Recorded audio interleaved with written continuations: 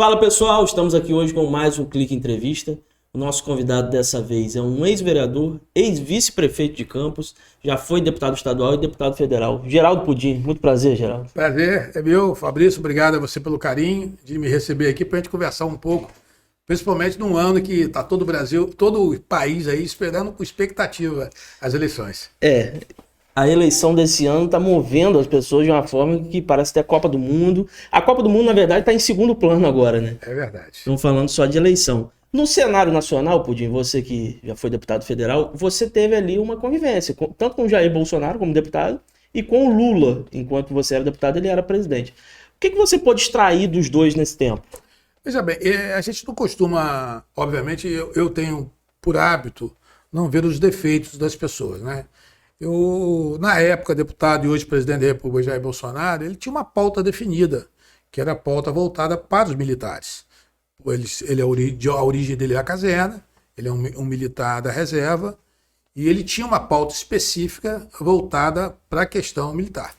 Então ele tinha uma atuação um pouco, vamos dizer assim, um pouco distante de outros temas, a não ser temas que envolvessem questões mais contundentes, como questão de armamento, que ele sempre defendeu. Então o Jair ele tinha uma atuação no parlamento muito mais pontual do que uma atuação, vamos dizer assim, se tivesse que ter um debate sobre a questão da economia, né? Eu não vi o Jair se posicionar fortemente com a defesa nesse sentido. Mas ele tinha uma atuação forte na área que ele defendia, que era a área da área militar. Já o presidente Lula foi um presidente da República que, na minha época, eu cheguei a ser vice-líder no governo dele, fui membro da Comissão de Constituição e Justiça por 4 anos, eu tive uma convivência boa com o presidente, porque a gente tinha algumas questões aqui que precisavam ser resolvidas e o presidente ele olhou para cá naquela época pela proximidade que nós tínhamos. Eu pertencia ao MDB, o MDB era o maior partido, da base de sustentação do governo de Lula, e a gente conseguiu alguns benefícios para cá e a gente pôde ver a atuação dele.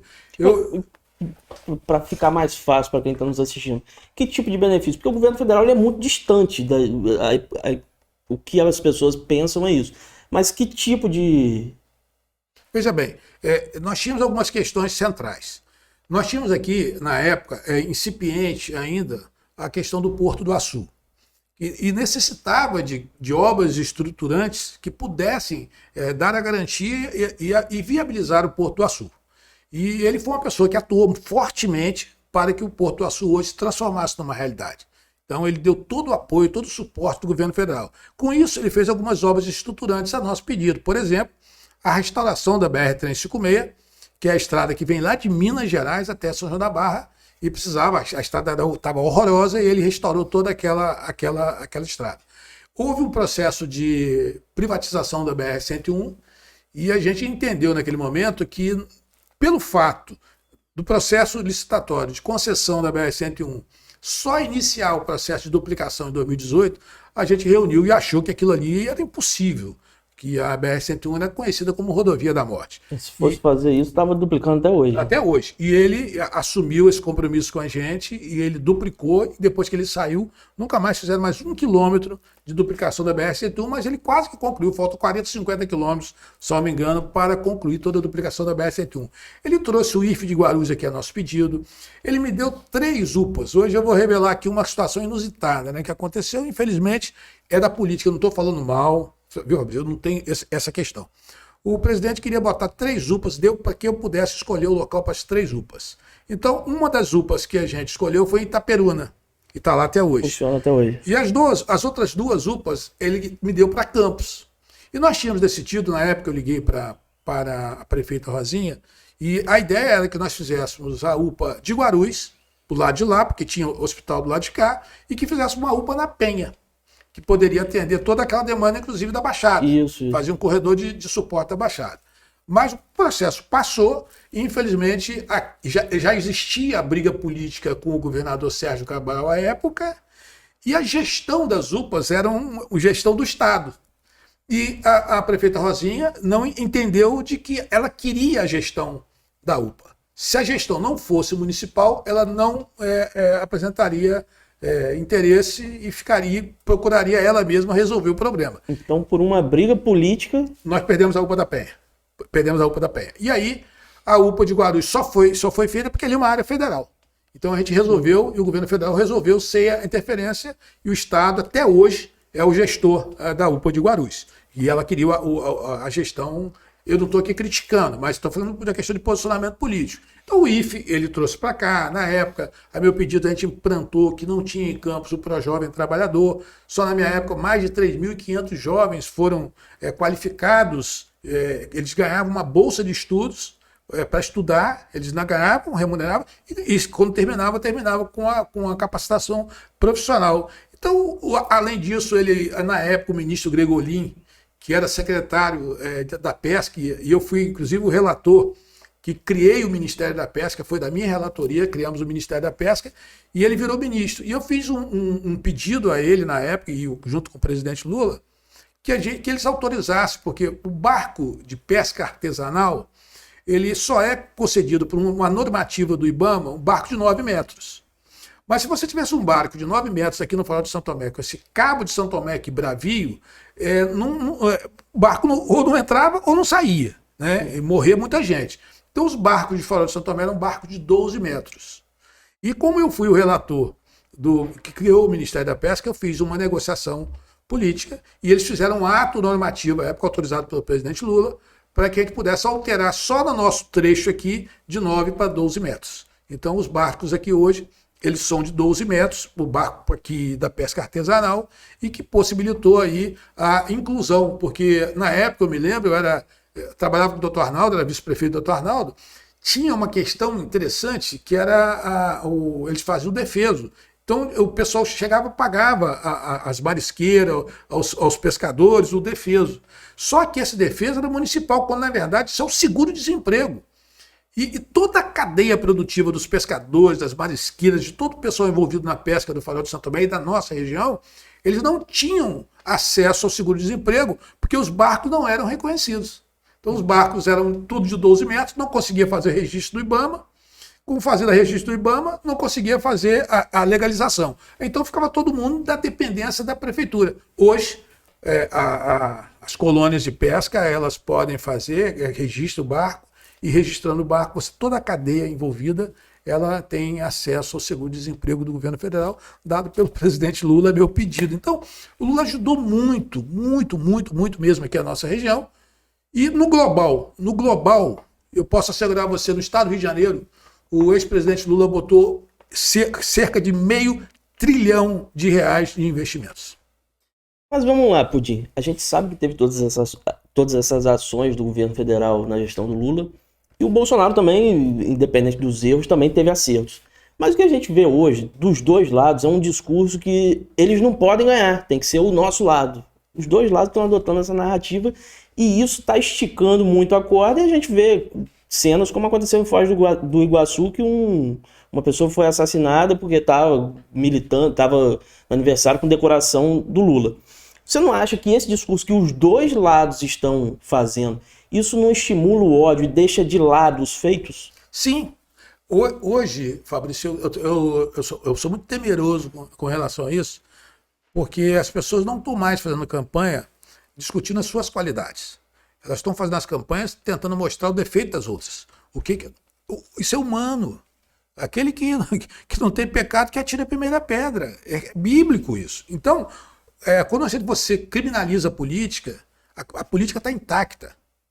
Você pode criminalizar alguma ação de alguns políticos. Quando você fala assim, a igreja está prostituída, não tem igreja prostituída, não.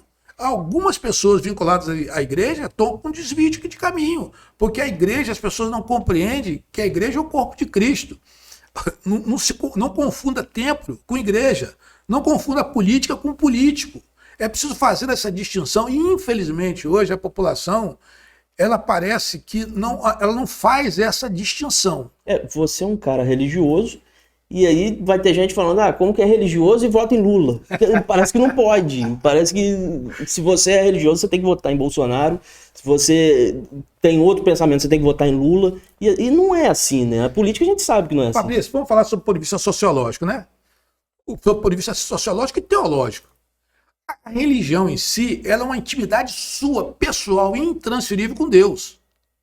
Ela independe das pessoas. Ela independe, inclusive, do templo. Que muita gente chama a igreja de templo.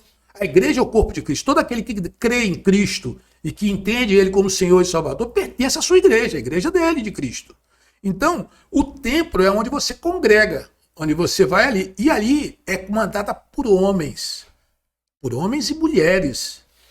Então, pecadores como todos nós. Então, quando você fala da questão da igreja, fala assim, Lula, poxa, peraí, foi a política que criou o aborto? Não foi. Isso é um movimento da sociedade. Aí há uma discussão daqueles que defendem a legalização ou não legalização do aborto. Agora, o aborto em si, ele existe, é um movimento que não é um movimento da política, é um movimento da sociedade. E que muitas pessoas hoje continuam fazendo aborto ilegalmente, na clandestinidade. Então, é uma discussão que tem que colocar o seu campo. Por exemplo, vamos entrar no outro campo polêmico aqui, o uso de drogas. Especialmente a questão da maconha. Foi a política que criou o uso de drogas? Não. É o movimento da própria sociedade. A sociedade é que se movimentou. E aí as pessoas tentam elevar uma questão de natureza, vamos supor, o dependente químico, é uma questão de saúde pública. Não é uma questão de segurança pública. Diferente do traficante.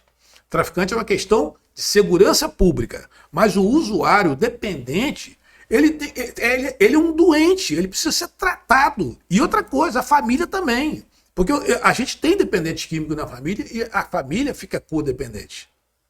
Sim. Mas vamos lá.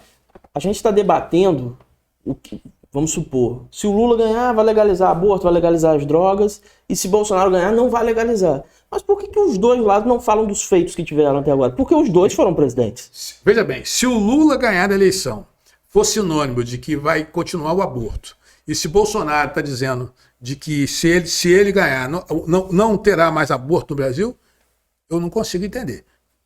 Eu quero saber se é o seguinte, o Bolsonaro já ganhou uma e está concorrendo à reeleição.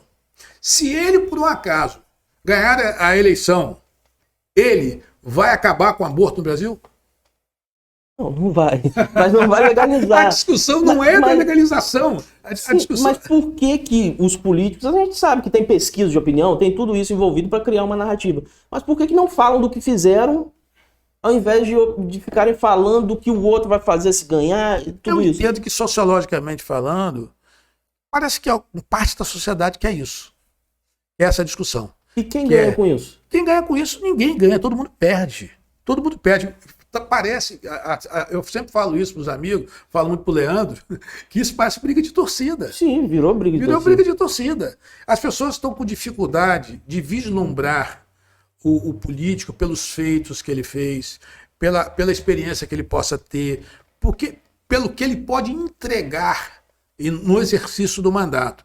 Parece que o processo é o seguinte, olha, o meu candidato vai ganhar, independente do que ele vai fazer depois. Ele vai ganhar. Então entra numa disputa que... E aí, se você vota no outro candidato, você é imbecil, você é imbecil, burro. As maiores ofensas acontecem. Então, parece que parte da sociedade entrou nessa pilha da briga de torcida. Quando, na verdade, isso é lamentável. Não é da política, é do político. É aquilo que eu falei no início aqui. Não é da política, é do político. E aí, o cara não consegue ver o feito.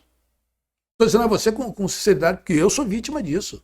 Quantas coisas boas eu fiz aqui para Campos? Fabrício, você sabe que fui eu que implantei aqui em Campos as hortas comunitárias? Não sabia. Você sabia que foi eu que implantei o PROCON? Também Você sabia que foi eu que implantei as academias de ginástica ao ar livre? Isso eu sei. Entendeu? Talvez você... Olha, o Hospital Ferreira Machado, nós fomos lá para dentro para abrir o Hospital Ferreira Machado, mas só ficou na conta do garotinho. Nós fomos uma equipe lá para dentro, com o doutor Arnaldo, para abrir o Hospital Ferreira Machado. Eu tive participação efetiva na abertura do HGG.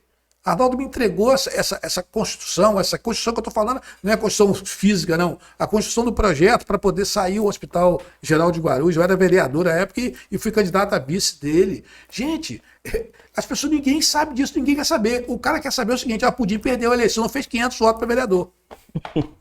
É isso que as pessoas querem. É o processo de humilhação, entendeu? É o processo de desgaste. Isso, para mim, é muito ruim. Agora, compreendo isso, tanto sob o ponto de vista do ser humano cristão, como sociologicamente falando, que isso é do ser humano. Né? Isso é humano. E o que você tira de lição disso? Eu te disse o seguinte, olha, eu vou dizer a você o que eu penso, porque o Brizola dizia isso. O Brizola dizia isso na concepção dos CIEPs. Ele dizia que a nossa geração estava prostituída. Ela não tinha salvação. E nós precisávamos trazer uma nova geração.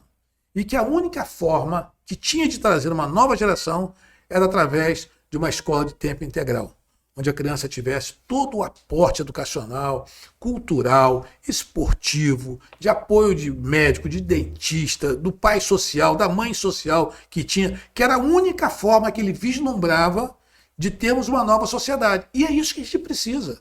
Com toda sinceridade, assim, a lição que eu trago é essa do Brizola. O discurso dele lá atrás está muito atual.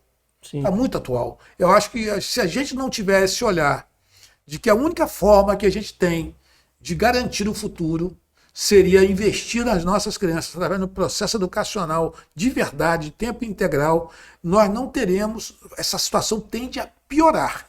Ela vai cada vez se desgastando mais e cada vez mais a transformação da atividade política, que é uma atividade que no mundo inteiro é feita para unir.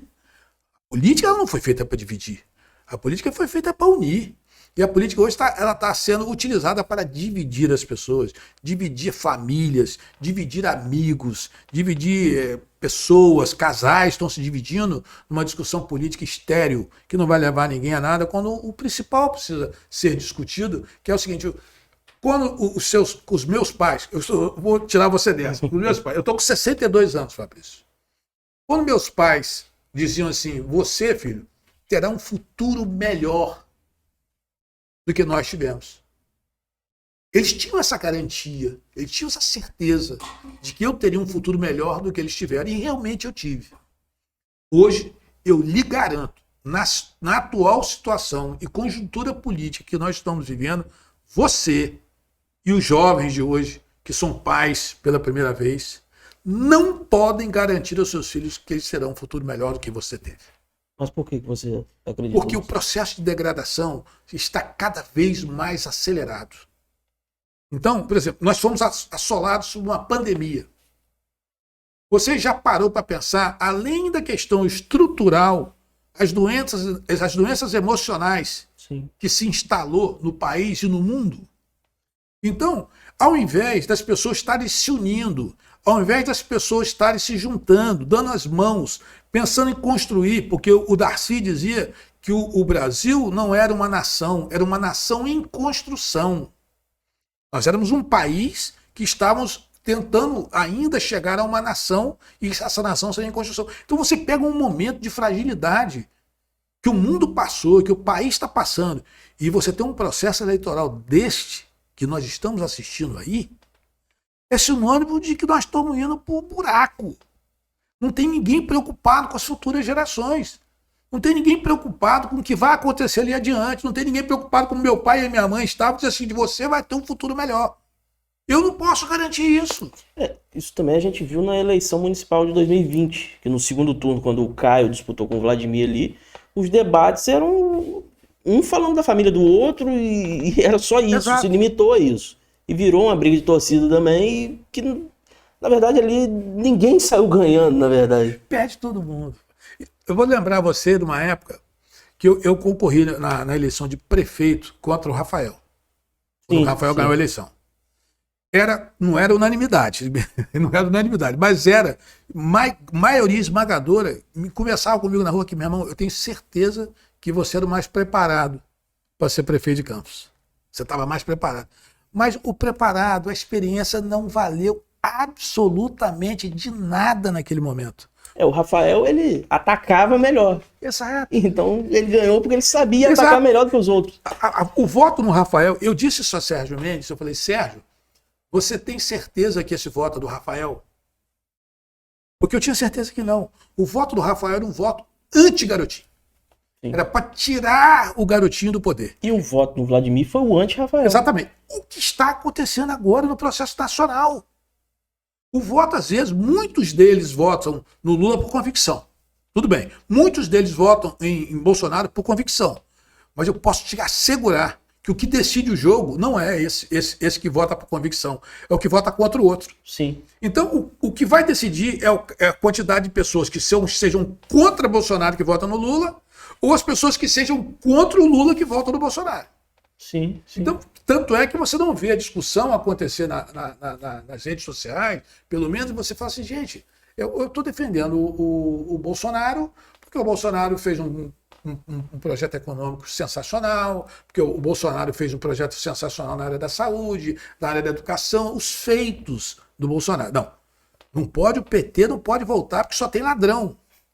Entendeu? É essa a discussão. E o outro lado fala assim, não pode estar o Bolsonaro, que o Bolsonaro é genocida. Sim. Então, é você tentando justificar o seu voto em cima do problema que o outro tem, e não pelas qualidades do candidato que você escolheu.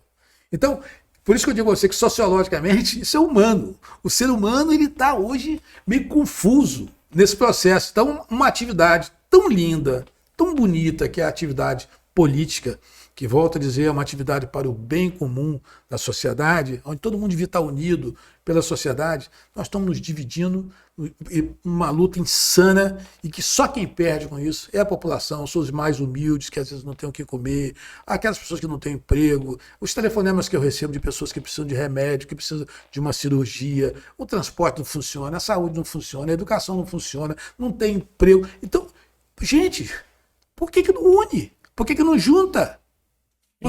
Então, Fabrício, eu acho que o tempo deve estar terminando aí, o tempo da nossa entrevista, né?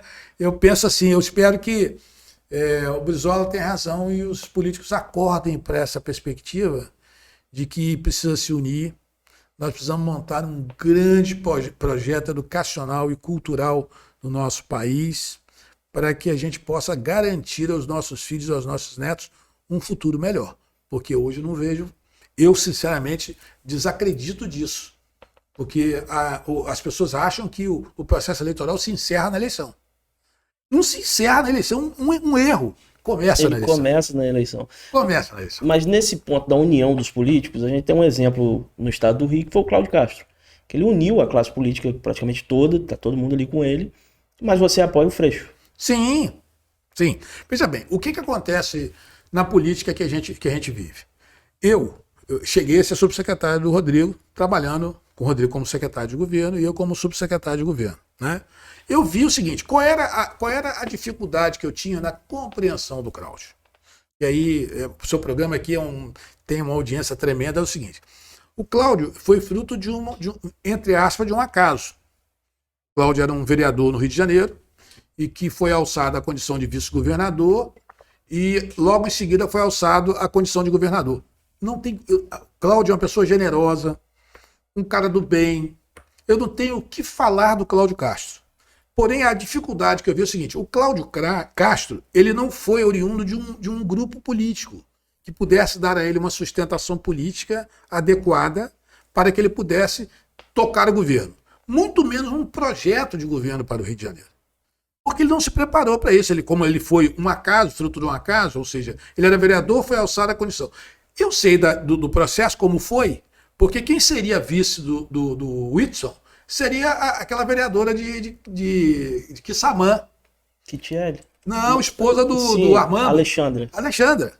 E o pastor Everaldo da época procurou para Alexandre e Alexandre não quis. Teve algum problema que Alexandre... Porque o Whitson naquela época era um candidato de 1% que ninguém sabia. Ninguém queria, exatamente. Esse 1% devia ser a família dele que foi entrevistada. E por um processo de exclusão, o Cláudio foi ser o vice dele. Um menino de coração generoso, volto a dizer, um menino bom, de coração generoso, mas que foi alçado a uma situação no segundo estado da federação, Fabrício. Uma complexidade que é o Rio de Janeiro, que pulsa política, que pulsa cultura, que é um troço de doido. Então, eles pegaram o menino, botaram um avião a 800 pés, a 900 km por hora. Toma aí que o piloto subiu.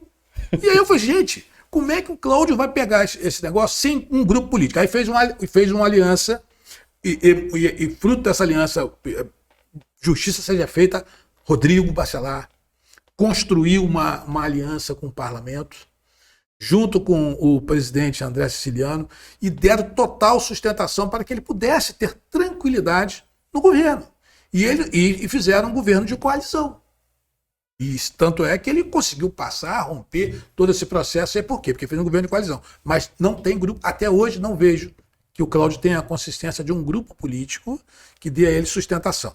Segundo, eu ainda não vi ainda qual é o projeto do Cláudio. Qual é o projeto do Cláudio, sob o ponto de vista do desenvolvimento econômico, social e humano para o Rio de Janeiro? Então, para mim, é muito caro, porque eu, desde 19 anos, estou enfiado nisso. Eu fui cria de Brizola. Então, a gente entende que eu não conseguia assim, chega, gente, eu preciso ir embora, porque eu não estou conseguindo enxergar algo estruturante que aponte para um desenvolvimento econômico que possa efetivamente tirar o Rio dessa situação. Então, eu entendia naquela época que os programas e projetos deles, que são excepcionais, eles não são programas nem projetos de Estado. São programas e projetos de governo. Tão vulneráveis que podem acabar como acabou a UPA. A UPA não, a UPP. Sim. Mas vamos lá. Na resposta anterior, você disse que está na hora dos políticos se unirem. Sim. Você falou agora também que o Cláudio fez um governo de coalizão, que a Alerj ali ele tinha praticamente unanimidade ali. Mas você hoje apoia o Freixo, que ali tem uma divisão entre o André Siciliano e o Molon na disputa pelo Senado. Então, se os candidatos ao Senado ali não estão falando a mesma língua, se não tem essa união ali, não é muito controverso você falar que tem que ter união, mas vai de um lado que não tem? Sim, olha só, a disputa eleitoral é da democracia. O que eu quero dizer que tem que ter união é o seguinte: quando termina a eleição, acabou o jogo.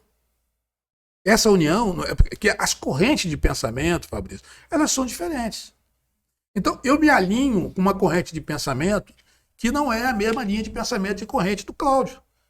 Você não é contra Cláudio absolutamente, é porque eu não vi no Cláudio um projeto estruturante ou uma preocupação com obras que pudessem efetivamente trazer ao Rio de Janeiro um desenvolvimento econômico sustentável. Ponto. Já no Freixo, eu conheço, porque eu convivi 6 anos com o Freixo na Assembleia Legislativa. Independente da controvérsia que ele tem, dos posicionamentos que ele tem, que são posicionamentos polêmicos que o Freixo tem, existe hoje um grupo político de sustentação a ele que aponta por uma visão, principalmente com a questão do Lula, no apoio do Lula. Né? Então, hoje você tem uma corrente. Eu não me alinho com o Bolsonaro. O Cláudio é uma pessoa alinhada com o Bolsonaro. Eu não me alinho com a postura do Romário.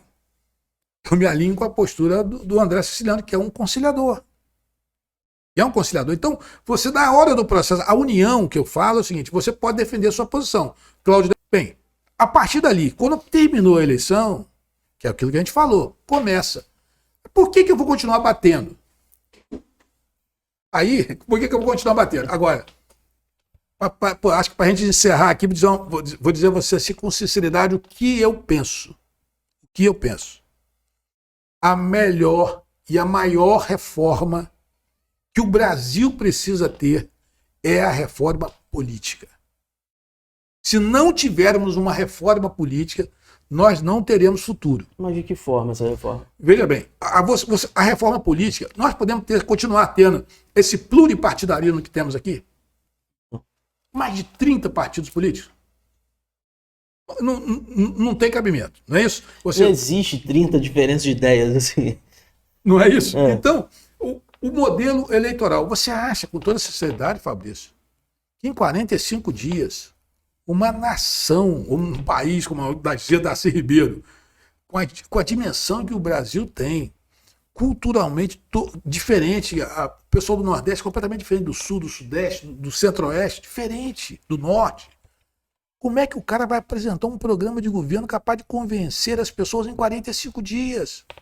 Fora outros pontos também que vocês só puderam falar que são candidatos na segunda-feira. Na segunda-feira. E eleição ali.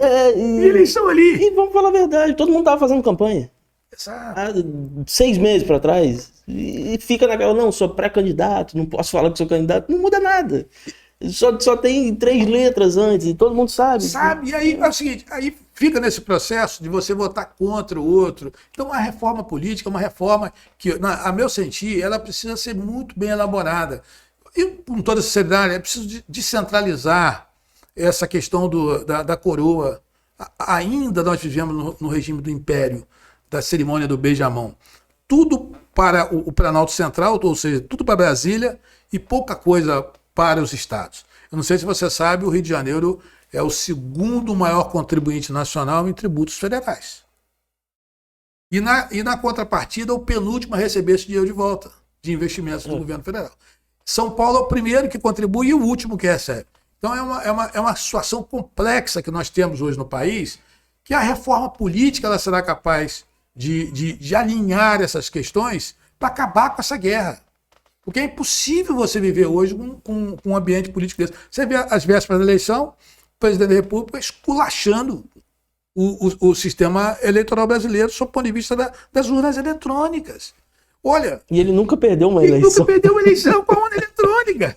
Então, essa reforma política ela tem que envolver o Congresso Nacional, envolver a sociedade, acima de tudo, nessa discussão do que Brasil a gente quer. Né? De que Brasil. Então, o modelo, eu acho um modelo errado. Eu sempre defendi que a gente deveria ter uma eleição sob o ponto de vista majoritário, mesmo na proporcional.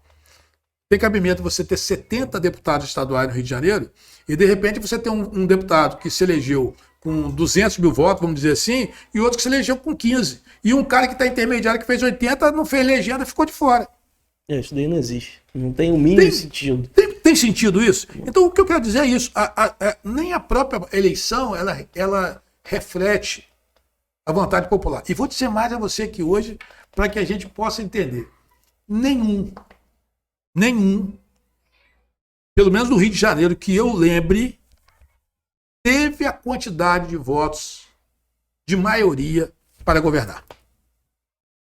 Se você somasse no segundo turno a oposição, branco, nulo e abstenção, sempre foi maior do que a quantidade de votos que o eleito teve. Na última eleição para prefeito de Campos aconteceu isso de uma maneira até assustadora, que 60% não votou no Vladimir. Então, 40%. Então, ele já entra enfraquecido para governar. É uma pseudo-maioria que escolhe o governante, que não é maioria, é minoria. Então, essa questão é muito louca, né? É difícil a gente tentar entender muito essa questão aqui, mas eu acho que na minha cabeça que a reforma que o Brasil precisa é a reforma política para poder dar uma depurada, uma melhorada nesse ambiente. Hoje qualquer um que, não estou dizendo que não deve ser, né, mas o cara que qualquer um quer entrar para a política, vai entrar sem que haja uma preparação anterior. Né? Eu daria um conselho para quem quisesse participar da política, ele tinha que passar pelo Legislativo Municipal. É a maior escola que o político tem, é o Legislativo Municipal. Embora tenha algumas exceções de pessoas que não tenham passado pelo Legislativo Municipal e que tenham explodido. Mas são pessoas que efetivamente são talhadas para isso, têm esse dom, mas não são todas que têm. Então, às vezes, você vai colocar uma pessoa que vai exercer um mandato lá, pelaquela briga de torcida, e aí a expectativa é diretamente proporcional à decepção. Exatamente. Pudim, para a gente entrar na reta final aqui, você é candidato esse ano, candidato a deputado estadual? Sim. Pelo PV? Pelo PV, pelo Partido Verde. Nós vamos cumprir uma missão e acho que o processo eleitoral está muito radicalizado. Eu estou evitando muito desses contatos de rua, de fazer isso, fazer aquilo. Eu estou evitando, eu sou candidato. Eu quero voltar para o Parlamento Estadual para ajudar. Eu acho que na eleição passada houve aquilo que eu falei anteriormente aqui agora, né? Que a expectativa foi diretamente proporcional à decepção, né? À frustração das pessoas, porque houve uma renovação monstruosa no parlamento. Sim. E a sociedade viu que não resolveu absolutamente nada, ou seja, os problemas continuam os mesmos. Né? Trocou as pessoas e não resolveu. Acho que nesse momento que o Brasil está passando, que o Estado do Rio de Janeiro também está passando, eu acho que a sociedade vai entender que vai precisar de alguns políticos com experiência para ajudar. Quem precisa da política é o povo, não é o político.